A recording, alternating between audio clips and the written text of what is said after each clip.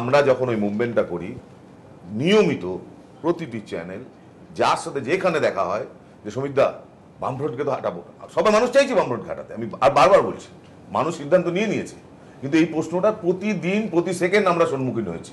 কটা মানুষ, লোকের বাড়িতে বাড়িতে গিয়ে বলে আসিনি ভাই কাকে ভোট দেবেন, আমাকে বলতে দাও। এবার তখন আমরা কি করলাম, আমরা তখন দেখলাম বা বিশ্বাস করলাম যে বামফ্রন্টকে হাঁটাতে গেলে বিরোধী শক্তি একমাত্র মমতা ব্যানার্জি এবং তৃণমূল কংগ্রেস। আমরা যেটা দেখলাম এটা আমাদের রিয়েলাইজেশন, এবং সেই মুহূর্তে আমরা ওনাকে প্রচন্ড বিশ্বাস করেছি এবং আজও বিশ্বাস করি উনি নিজে অনেস্ট। ঠিক আছে, সেই জায়গা থেকে দাঁড়িয়ে আমরা তখন বললাম ঠিক আছে বামফ্রন্টকে হাঁটানো মানে আমরা জানি ইংরেজ হাঁটানোর থেকে শক্ত। সেইখানে তৃণমূলকে আমরা তখন তৃণমূলকেও ডাইরেক্ট না আমরা বলেছি বামফ্রন্ট, আর প্রথম মনে আছে তোমরা, আমরা কিন্তু কোনোদিন বলিনি তৃণমূল। লাস্ট বিশেষ মূলত বিধানসভা ইলেকশনের আগে আমরা যখন দেখলাম যে এখানে আর কোনো চান্স দেওয়া যাবে না, এখানকে আমাদের মানুষকে সঠিকভাবে বলতে হবে, ওই ধোঁয়াশায় রাখলে হবে না যে আপনারা সিপিএম কে হাঁটান, কিন্তু কে সেটা আমি বলছি না। হোয়াট নেক্সট আমি বলছি না তো। আমি একটা ছোট্ট ঘটনার কথা বলি, আমার মানে আমার মনে থাকে বলে বলছি। ঠিক এরকম এবিপি আনন্দের অনুষ্ঠান, তখন একটা অন্য নাম ছিল, অর্থনীতিবিদ অভিরূপ সরকার উপস্থিত ছিলেন সেখানে। তখন সবে পরিবর্তন চাই বিজ্ঞাপনটা বেরিয়েছে এবং সেটা নিয়ে একটা কথা হতে শুরু করেছে। আমার মুখ কিন্তু আছে তার মধ্যে থেকে, আমাদের মধ্যে থেকে 2-3 জন উইথড্র করেছে, আমরা কিন্তু উইথড্র করিনি, কারণ আমরা তখন বিশ্বাস করছি যে আমরা ডাকটা দিয়েছি যেটা বললেন পরিবর্তন চাই ব্যাস। কিন্তু সেই সময় তখন অলরেডি সিপিএম থেকে এই খেলাটা শুরু হয়ে গেছে যে তার মানে ওরা তৃণমূল হয়ে গেছে, তার মানে ওরাই হচ্ছে, এগুলো হচ্ছে। সেই সময় অভিরূপ বাবু একটা চমৎকার কথা বলেছিলেন যে এই যে পরিবর্তন চাই ওরা আর কিছু দেয়নি, এই যে অ্যাম্বিগুইটি, এই অ্যাম্বিগুইটির মধ্যে একটা খুব সৌন্দর্য আছে, অর্থাৎ সবটা বলার দরকার নেই। এই অ্যাম্বিগুইটির মধ্যে যে জোরটা আছে, অ্যাম্বিগুইটির মধ্যে যে স্বচ্ছতাটা মনে থাকবে সেই দিনই আলোচনা হয়েছিল যে হাওড়ায় একটা প্ল্যাকার্ড বড় হোর্ডিং পড়েছিল, তাতে পরিবর্তন চাই এবং পাশে মমতা বন্দ্যোপাধ্যায়ের একটা ছবি। তখন ভাবা হয়েছিল যে সেটা সিপিএম এর চক্রান্ত, যে ওই অ্যাম্বিগুইটির মজাটা পরিকল্পনা করে নষ্ট করে দেওয়া হচ্ছে। যে কারণে আপনি জানেন যে আমরা যখন ছত্রধর মাহাতোর সঙ্গে দেখা করতে যাই, আমাদের যাওয়ার উদ্দেশ্যটা তো সম্পূর্ণ ভিন্ন ছিল। পৌরসভা নির্বাচনে সিপিআইএম এর প্রচুর নেতারা বারে বারে আমাদের ওই ছবিটা তুলে দেখাতেন, যেখানে অপর্ণা সেন, আমি, শাওলিদি এবং তাতে করে কিন্তু ওরা জনসমর্থন পাননি। কিন্তু প্রশ্নটা হচ্ছে যে ওই অ্যাম্বিগুইটিটা আমরা, ওটা নিয়ে একটা বইও বেরিয়েছিল, ওটা নিয়ে বইও বের করেছিলেন, রঙিন ছবি। ওই অ্যাম্বিগুইটিটা আমরা নষ্ট করেছি। অ্যাম্বিগুইটিটা নষ্ট হবার ফলে যেটা হয়েছে যে আজকে যদি সত্যি সত্যি এফডিআইটা আমাদের কাছে গুরুত্বপূর্ণ একটা হয়, আমরা যদি মনে করি যে এই এফডিআই ইন রিটেল, এইটা ফলে আমার দেশের গরিব মানুষের একটা বড় অংশের ক্ষতি হবে, তাহলে সেইটা বলার জন্য আমার তৃণমূলের মঞ্চে যাবার দরকার নেই। আমি কিন্তু এসইউসিআই ডাকলেও যাব, আমি লিবারেশন ডাকলেও যাব, আমি একটা যে কোনো সংগঠন ডাকলেও আমি যাব, যদি আমার কাছে ইস্যুটা ইম্পর্টেন্ট হয়। আমার কাছে যদি ইম্পর্টেন্ট হয়ে যায়, আমি কার লোক, যেটা আপনি বললেন যে আমাকে প্রমাণ করার দায় যদি চেপে যায় যে না বাবা সিপিএম এর জায়গায় তৃণমূল, তাহলে কিন্তু এই জ্ঞানেশ্বরী এক্সপ্রেসের পর আপনাকে চট করে প্রেস কনফারেন্স থেকে বলতেই হবে এটা সিপিএম করেছে। যদি না করেন তাহলে আপনার কাছে থাকে, নাহলে আপনি দেখুন না, ধরুন আপনাকে আমি দেখেছি বিভিন্ন চ্যানেলে এসে বলতে, কিন্তু গতকাল আমার ভালো লাগলো বরঞ্চ কতদিন পর সেই সুপর্ণা, মানে ভাস্কর চক্রবর্তী কবিতাটা আছে না, শীতকাল কবে আসবে সুপর্ণা, আমি 3 মাস ঘুমিয়ে থাকবো। কতদিন বাদে শীত ঘুম ভাঙলো বলুন তো? কলকাতায় এত রেপ হলো, কলকাতায় এত কিছু ঘটনা ঘটে গেল, এতগুলো কলেজে হাঙ্গামা হলো, আপনি আজকে যাদের মঞ্চে দেখছেন এদের একদিনও স্টেটমেন্ট দিতে দেখেছেন?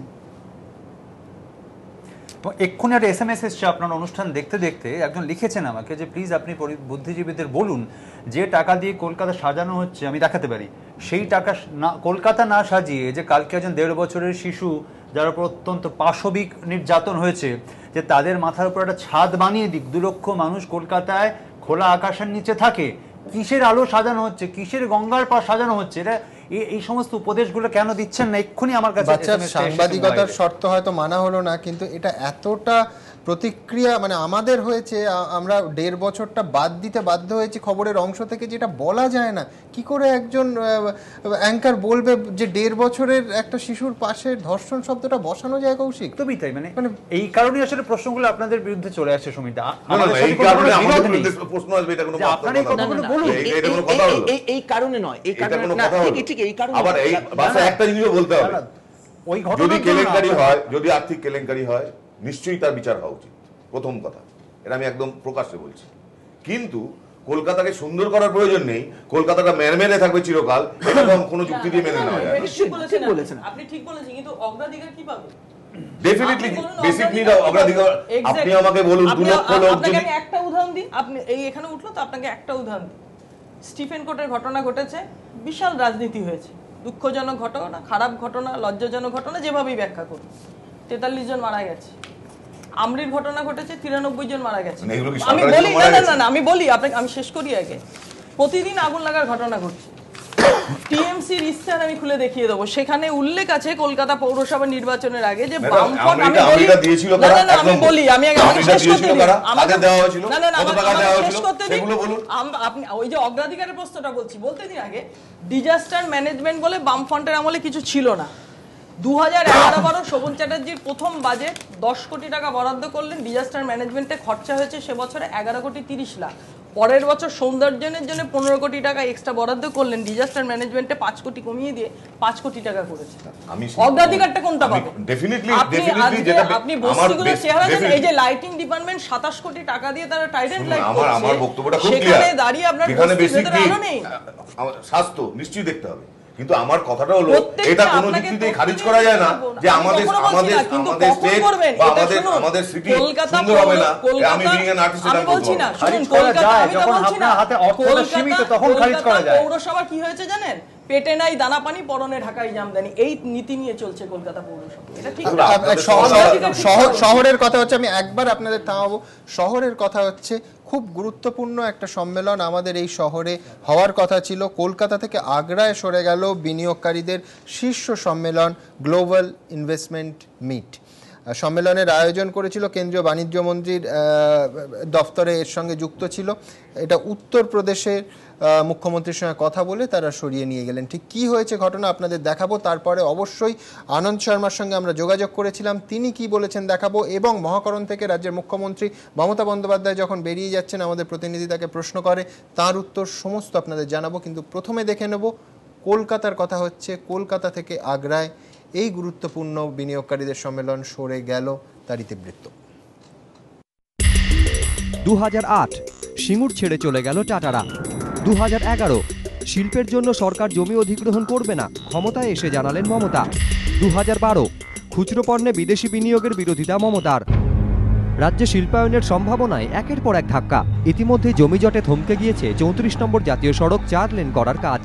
জমিজটে আটকে কাটোয়া তাপবিদ্যুৎ প্রকল্প। পার্থ চট্টোপাধ্যায় বেঙ্গালুরু ছুটে গেলেও ইনফোসিসের প্রকল্প নিয়ে ধোঁয়াশা অব্যাহত। পাশাপাশি শ্রমিক বিক্ষোভের জেরে হলদিয়া বন্দরে পণ্য খালাসের কাজ বন্ধ করে দিয়েছে বেসরকারি সংস্থা এবিজি। সব মিলিয়ে শিল্প পরিস্থিতিটা মোটেও সন্তোষজনক নয়। সেই রেশ ধরেই এবার ফের ধাক্কা খেল রাজ্যের শিল্পবান্ধব ভাবমূর্তি তৈরির চেষ্টা। কলকাতায় প্রস্তাবিত বিনিয়োগকারীদের সম্মেলন সরে গেল আগ্রায়। সিআইআই এবং বাণিজ্য মন্ত্রকের উদ্যোগে এই শীর্ষ সম্মেলন হওয়ার কথা ছিল। সংবাদপত্র দ্য টেলিগ্রাফ সূত্রে খবর, আগামী বছর 27 থেকে 29 জানুয়ারি আগ্রায় সম্মেলনের আবেদন জানিয়ে উত্তরপ্রদেশের মুখ্যমন্ত্রী অখিলেশ যাদবকে চিঠি পাঠান কেন্দ্রীয় বাণিজ্য মন্ত্রী আনন্দ শর্মা। সঙ্গে সঙ্গে প্রস্তাবে রাজি হয়ে যান উত্তরপ্রদেশের মুখ্যমন্ত্রী। গত বছর নভেম্বর মাসে হাওড়ায় একটি অনুষ্ঠানে এসে মুখ্যমন্ত্রীর উপস্থিতিতেই কেন্দ্রীয় বাণিজ্য মন্ত্রী আনন্দ শর্মা ঘোষণা করেছিলেন 2013 সালের গ্লোবাল ইনভেস্টমেন্ট সামিট হবে কলকাতায়। The next partnership summit of India will be hosted in Calcutta. কিন্তু তাহলে কেন হঠাৎ অনুষ্ঠানের সূচিতে বদল? রাজনৈতিক পর্যবেক্ষকদের একাংশের মতে সংস্কারের সিদ্ধান্তের বিরোধিতায় ইউপিএ থেকে তৃণমূলের সমর্থন প্রত্যাহারের জেরেই এই সিদ্ধান্ত। ওয়াকিবহাল মহলের একাংশ মনে করছে, সমর্থন প্রত্যাহারের পর কেন্দ্রের তরফে যে রাজ্যে শিল্পে বিনিয়োগের ক্ষেত্রে কোনো সহযোগিতা মিলবে না, এই সিদ্ধান্তের মধ্য দিয়ে পশ্চিমবঙ্গকে এবং শিল্পপতিদের স্পষ্টত সেই বার্তাই দেওয়া হলো। আমরা যদি সংস্কারে বাধা দিই রাজনৈতিক কারণে, তাহলে তো এইরকম পরিস্থিতি আসতে বাধ্য হব। নিজের পায়ে তো নিজে কুড়ুল মারছি। ওয়াকিবহাল মহলের মতে এ রাজ্যে লগ্নি নিয়ে বিনিয়োগকারীদের মধ্যে ইতিমধ্যেই যথেষ্ট দোদুল্যমানতা রয়েছে। তার অন্যতম কারণ রাজ্যের অস্পষ্ট জমিনীতি, খুচরো পণ্যে এফডিআই এর তীব্র বিরোধিতা এবং সম্প্রতি কেন্দ্র থেকে মমতা বন্দ্যোপাধ্যায়ের সমর্থন প্রত্যাহার। এবার কেন্দ্র বিনিয়োগ সম্মেলন বাংলা থেকে সরিয়ে উত্তরপ্রদেশে নিয়ে যাওয়ায় বিনিয়োগকারীদের সেই দ্বিধা আরো বাড়বে বলেই মনে করছেন তারা। जो ग्लोबल सम्मेलन नहीं होगा वहां से शिफ्ट करके आगरा में चला गया, ये बहुत दुख का बात है। बंगाल का बहुत क्षति होगा, इस क्षति का कारण तृणमूल कांग्रेस को लेना ही पड़ेगा। সস্তায় রাজনীতি করার জন্য শিল্পপতিদেরই জমি অধিগ্রহণ করতে বলছেন, জমি জোগাড় করতে বলছেন, যার ফলে শিল্পপতিরা এখান থেকে সরে যেতে চাইছেন, কেউ আর এখানে আসতে চাইছেন না। এটা খুবই দুর্ভাগ্য আমাদের। রাজ্যের মানুষ এই সিদ্ধান্তকে ভালো চোখে দেখবে না বলে কড়া প্রতিক্রিয়া জানিয়েছেন শিল্পমন্ত্রী পার্থ চট্টোপাধ্যায়। আজকে কি কারণ ঘটলো আমি জানি না, এখনো পর্যন্ত সরকারিভাবে আমাদের কাছে কোনো খবর নেই। সিআইয়ের তরফেও আমি খবর নিয়েছি, সিআইয়ের কাছেও সরকারি তরফে কোনো খবর নেই। কিন্তু ভেন্যু উনি চেয়ারম্যান হিসেবে পরিবর্তন করতে পারেন, কিন্তু তিনি একটা কথা দিয়েছিলেন মুখ্যমন্ত্রীকে, রাজ্যের মুখ্যমন্ত্রী মমতা ব্যানার্জিকে, আমি সেখানে উপস্থিত, তিনি ঘোষণা করে গেলেন। তাহলে এই পরিবর্তন যদি ওটা সত্যিই হয়ে থাকে তাহলে রাজ্যের মানুষ এটা ভালো চোখে দেখবে না। রাজনৈতিক মহলের মতে কলকাতা থেকে আগ্রায় শীর্ষ সম্মেলন সরিয়ে কেন্দ্র এই বার্তাও দিল যে বাইরে থেকে সরকারকে সমর্থন দেওয়া সমাজবাদী পার্টির উত্তরপ্রদেশের সরকারকে তারা সব ধরনের সাহায্য করবে, কিন্তু মাঝ রাস্তায় সঙ্গ ছেড়ে দেওয়া তৃণমূল সরকারের সঙ্গে সহযোগিতার আর কোনো প্রশ্ন নেই। এবিপি আনন্দ। লক্ষ্য করুন, এই খবর যখন আমরা সকালে দেখাই তাতে একটি বাক্য ছিল যে অর্থনীতিবিদদের একাংশের মতে এফডিআই বিরোধিতার জেরে সম্মেলন হারালো কলকাতা। কেন্দ্রীয় বাণিজ্য মন্ত্রী আনন্দ শর্মা ঠিক এক কথা বলেছেন, তিনি বলেছেন এর সঙ্গে রাজনীতির কোনো সম্পর্ক নেই, বিনিয়োগ টানার বিষয়ে আমরা পশ্চিমবঙ্গকে সাহায্য করতে ইচ্ছুক ছিলাম, তাই আমি যখন বাংলায় যাই তখন এফডিআই সহ নানা বিষয় নিয়ে মুখ্যমন্ত্রীর সঙ্গে আলোচনা করি, তখন বাংলায় সম্মেলন করার ব্যাপারে সম্মত হয়েছিলাম। কিন্তু বিদেশি বিনিয়োগের বিরোধিতায় যখন পশ্চিমবঙ্গ সরকার কড়া অবস্থান নিয়েছে তখন বিশ্বের বিভিন্ন দেশের শিল্পপতি এবং বিনিয়োগকারীদের সেখানে নিয়ে যাওয়ার কোনো মানেই হয় না, তাই আমরা বাধ্য হয়েই সম্মেলনের জায়গা পাল্টাচ্ছি। আমি কর্পোরেট লিডারদের এমন জায়গায় কখনোই নিয়ে যেতে পারি না যেখানে তাদের বিরোধ বিক্ষোভের মুখে পড়তে হবে। আমরা দেখে নেব যে আজকে কেন্দ্রীয় বাণিজ্য মন্ত্রী আনন্দ শর্মা তিনি ঠিক কী বলেছেন। Given the strident opposition and a hostile approach to FDI as in general, it would not be appropriate to invite the corporate leaders of the world and the global investors to Kolkata, where the government is totally opposed to any FDI. So we have been compelled to shift, because I cannot take the corporate leaders of the world to a place where they'll face opposition and demonstrations. মাননীয় মুখ্যমন্ত্রী মমতা বন্দ্যোপাধ্যায় যখন আজ মহাকরণ থেকে বেরোচ্ছিলেন তাকে সাংবাদিকরা প্রশ্ন করেন, তিনি বলেন কবে কলকাতাকে বাছা হয়েছিল আমাদের জানায়নি, কখন পাল্টানো হলো তাও জানায়নি, পুরোটাই ভিত্তিহীন প্রতিহিংসামূলক মনোভাব থেকে এই কাজ করা হচ্ছে। এটা বলেছেন মহাকরণ থেকে বেরিয়ে যাওয়ার সময় মাননীয় মুখ্যমন্ত্রী মমতা বন্দ্যোপাধ্যায়। আমি সুমনবাবুর কাছে আসবো। সুমনবাবু, এই যে ওভারঅল আমরা যেখান থেকে এই প্যাকেজটা শুরু করেছিলাম, যে শিল্পের যে ছবিটা, সেটা হলদিয়া, সেটা সিঙ্গুর, সেটা এবং তারপরে এই কলকাতা থেকে আগ্রা চলে গেলে নিঃসন্দেহে মাথায় বাজ ভেঙে পড়ার মতো নিঃসন্দেহে কোনো বিষয় নয়, কিন্তু ওভারঅল এই ছবিটা কি কোথাও আশার আলো দেখাচ্ছে নাকি একে একে নিভিচে ডিউটি? দুটো জিনিস বোঝা উচিত। প্রথম কথা যে ফরেন ডিরেক্ট ইনভেস্টমেন্ট এলে বা ফরেন ইনভেস্টমেন্ট চাইছি বললেই যে আমাদের খুব ভালো হবে তা কিন্তু নয়। এটা বিজেপি আমলেও দেখা গেছে, শাইনিং ইন্ডিয়া করে এটা লাভ হয়নি। বা যে এটা পোস্টার বয় নাইডু, উনি চেয়েছিলেন যে বিদেশি, উনি হেরে যান। যেটা দেখা যাচ্ছে এবং খুব কম লোক সেটা বিশ্লেষণ করছে যে লাস্ট ইলেকশন থেকে 2000 থেকে আজ অবধি সেই সরকার ফিরে এসে যে যারা গ্রোথ দিয়েছে, যারা বিকাশ দিয়েছে, এবং এই নিয়ে জগদীশ ভগবতীর একটা বইও বেরিয়েছে যে কারা অ্যাকচুয়ালি রিটার্ন টু পলিটিক্স হচ্ছে। যেখানে আমাদের গ্রোথ 9% রয়েছে, যেখানে দেশের গ্রোথ 8%, সেইখানে কিন্তু সরকার, ইনকামমেন্ট সরকার যায়নি। যেরকম পটনায়ক, নীতিশ কুমার, নরেন্দ্র মোদী বা আপনি ভূপেন্দ্র হুডা, কেউ কিন্তু সেখানে যায়নি। আর যেখানে গ্রোথ হয়নি, সে বুদ্ধদেব হোক মায়াবতী, বিজয় সিং সিন্ধিয়া, আপনার যেখানে গ্রোথ হয়নি সেখানে কিন্তু সরকার পড়ে গেছে, থাকেনি। মানুষ আজকাল খুব সচেতন হয়ে গেছে, তারা কিন্তু ওই ধর্ম, আমি গরিবের সরকার, আমি গরিবকে দেখছি, এইগুলোর কিন্তু তারা গলে না, তারা চায় বিকাশ। আর বিকাশের রাস্তার থেকে যদি সরে যাই তাহলে কিন্তু কখনোই আমরা সেই সরকারকে ফেরত আনতে পারবো না। একটা উদাহরণ দিই, 13ই সেপ্টেম্বর আমাদের ইন্ডিয়ান কারেন্সি ভ্যালু ছিল 55 রুপিস টু আ ডলার, এখন হয়ে গেছে সেটা 53 রুপিস টু ডলার, 2 টাকা কমেছে, 3.4% হ্রাস করেছে। কেন করেছে? কারণ আমরা বিদেশে বলেছি আমরা এফডিআই রিটেল নেব, একটা শক্ত মোড় নিয়েছি। তাতে আমাদের লাভটা কি হলো? পেট্রোলের ব্যারেলের দাম 6,000 থেকে 5,000, 5,777 দাঁড়িয়েছে। এই যে আমার লাভটা হচ্ছে বিকজ আমার এক্সচেঞ্জ রেটটা বাড়ছে, সেটা কিন্তু আমার ঘাটতিটা কমিয়ে নেবে। আমাদের আসল দোষ হচ্ছে আমরা ঘাটতি করছি, আমাদের আয়ের থেকে ব্যয় বেশি। তো সেটা কমানোর রাস্তা কিন্তু আর কোনো উপায় নেই। যেই জন্য আমি আগের বারও বলেছিলাম, শুধু সঠিক হয়নি ডিজেলের প্রাইস বাড়ানো, এটা বাড়ানো উচিত ছিল 2 বছর আগে, পলিটিক্যাল রিজনে বাড়ায়নি। আমরা বোধহয় কেউ জানি না যে এখনো অয়েল মার্কেট 1,000 লক্ষ কোটি টাকা লস করছে, প্রতি পেট্রোল দামে এখনো 6 টাকা লস হচ্ছে। সে লস কে দেবে?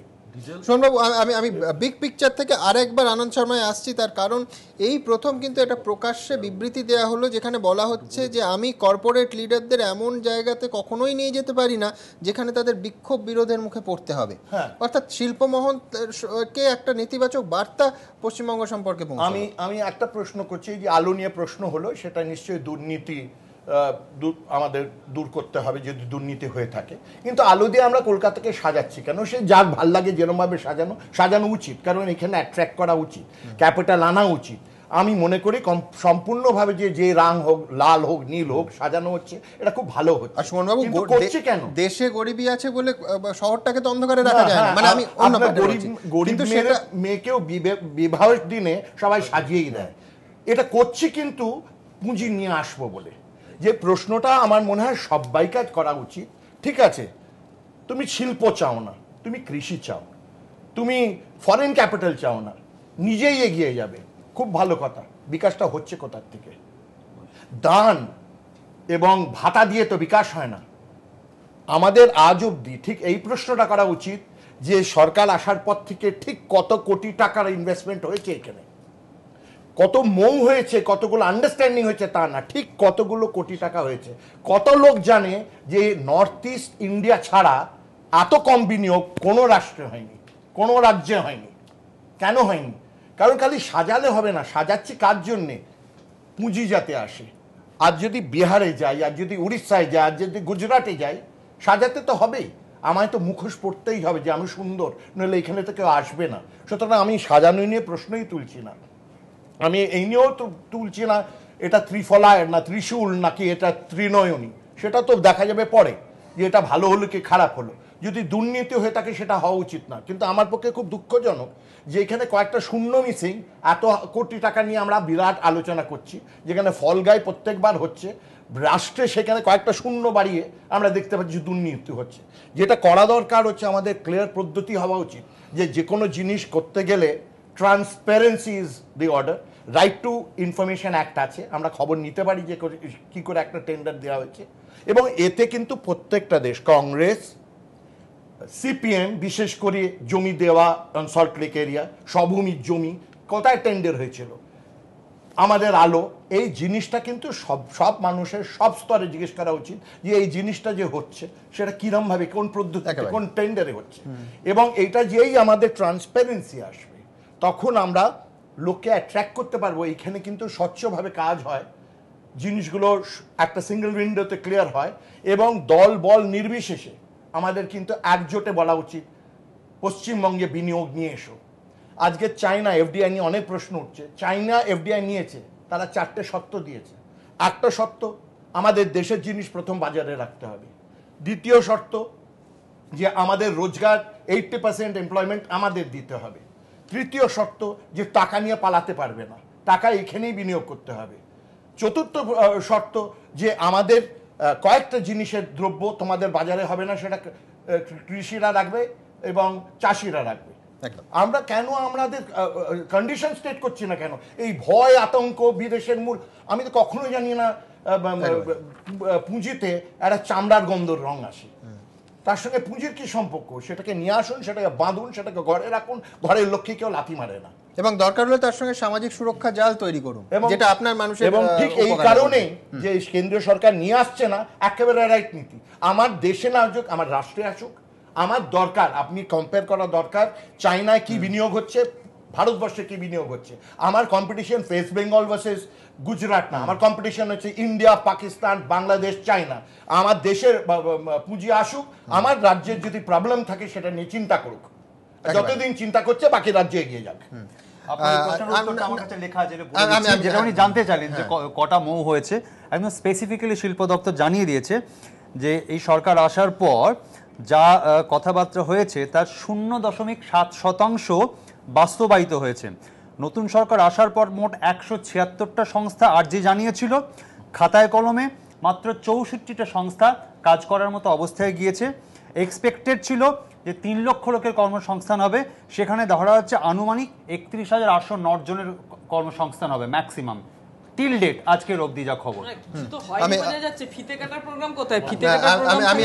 তার আগে আমি সৈকত বাবুর কাছে যাব। একবার আনন্দ শর্মা, কেন্দ্রীয় বাণিজ্য মন্ত্রী, তিনি কি বলেছেন, কি ব্যাখ্যা দিয়েছেন কলকাতা থেকে এই গুরুত্বপূর্ণ সম্মেলনটি আগ্রায় চলে যাওয়ার, দেখাবো আপনাদের। Given the strident opposition and a hostile approach to FDI as in general, it would not be appropriate to invite the corporate leaders of the world and the global investors to Kolkata, where the government is totally opposed to any FDI. So we have been compelled to shift, because I cannot take the corporate leaders of the world to a place where they'll face opposition and demonstrations. সৈকতবাবু, কতটা বড় ধাক্কা রাজ্যের? দেখুন, আমি প্রথমে আনন্দ শর্মার বক্তব্য দিয়ে শুরু করতে চাই। আমার মনে হয় হি ইজ কমপ্লিটলি রং। কারণ রাজ্য সরকার যেটা অপোজ করেছেন সেটা হচ্ছে FDI in retail, not FDI in general. সেটা মাথায় রাখতে হবে। অন্য ক্ষেত্রে এফডিআই কিন্তু রাজ্য সরকার আগে থেকেই অ্যাকসেপ্ট করে বসে আছে, রিটেলে অপোজ করেছে। এবং leaders of the business leaders of the world যখন ইন্ডিয়াতে আসছেন, তারা কিন্তু এফডিআই ইন রিটেল নিয়ে আসছেন না, এফডিআই ইন অল সেক্টরস নিয়ে আসছেন। সেই ইস্যু দেখিয়ে এখান থেকে সম্মেলন সরিয়ে নিয়ে যাওয়া, সেটা বোধহয় মানে খুব কাঙ্ক্ষিত নয়। এটা হচ্ছে প্রথম পয়েন্ট। দ্বিতীয় পয়েন্ট হচ্ছে যে দেখুন, আপনি এফডিআই আসার জন্য যেটা আমাদের প্রয়োজন সেটা হচ্ছে একটা স্টেটে ইনফ্রাস্ট্রাকচার। প্রথম জিনিস যেটা দরকার সেটা হচ্ছে একটা পলিসি।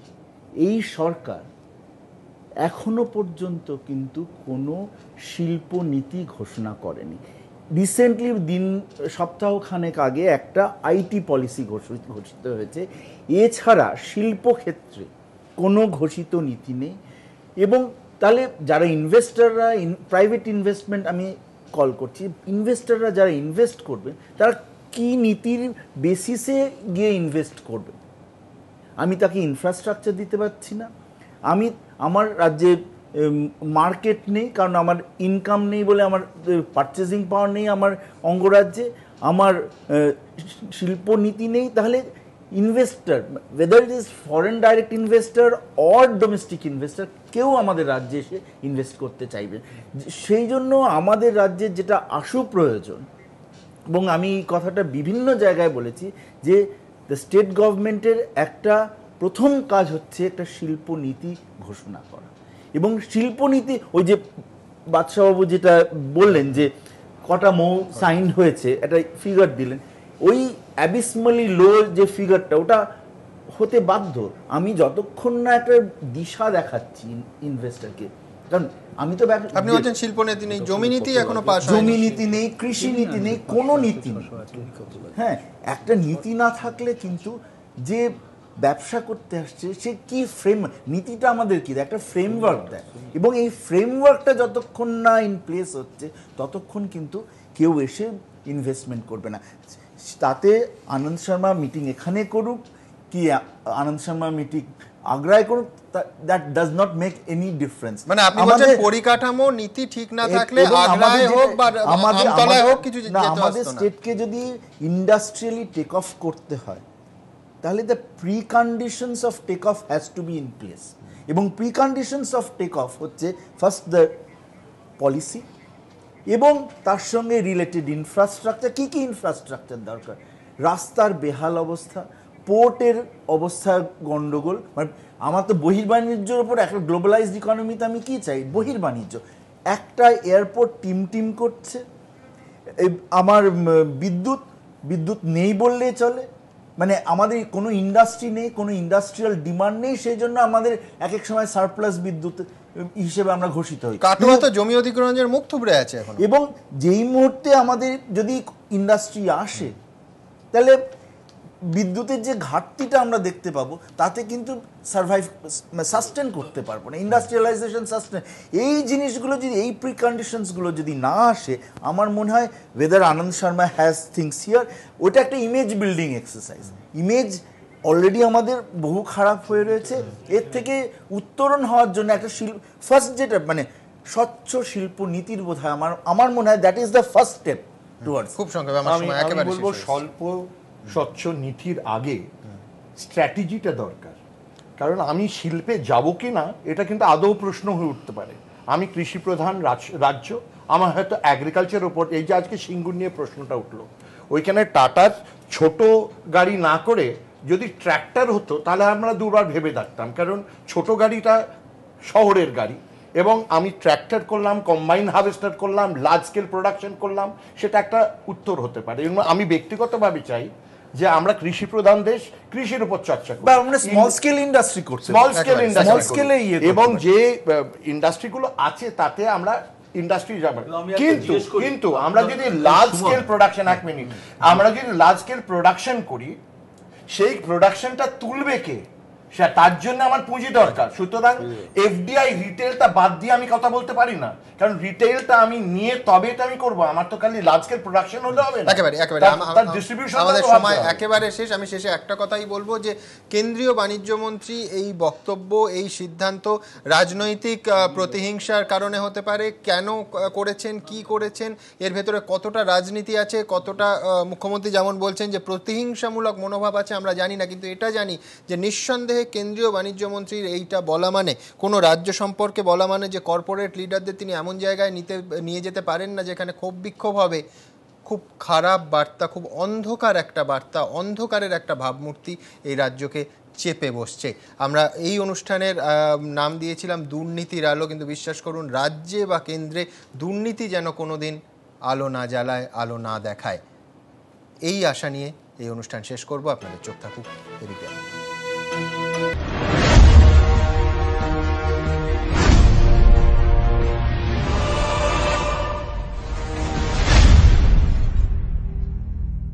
প্রতিপক্ষ নিবেদন করছে কনকাস ম্যাক্স টিএমসি বার, আজ ও কাল সাপোর্ট চিরকাল, বেঙ্গল টাইলস, নিমতৌরি, পূর্ব মেদিনীপুর, দাঁত হাজা চুলকানি এক্সিমার অভ্যর্থ ওষুধ মনমোহন জাদুমলম, hotel sea coast, a division of Rahul group, Konark cement, খুশির বুনিয়াদ, চক্র গ্রুপ, আমাদের জীবনের চক্র, এবং এলিট, পায় পায় আনন্দ।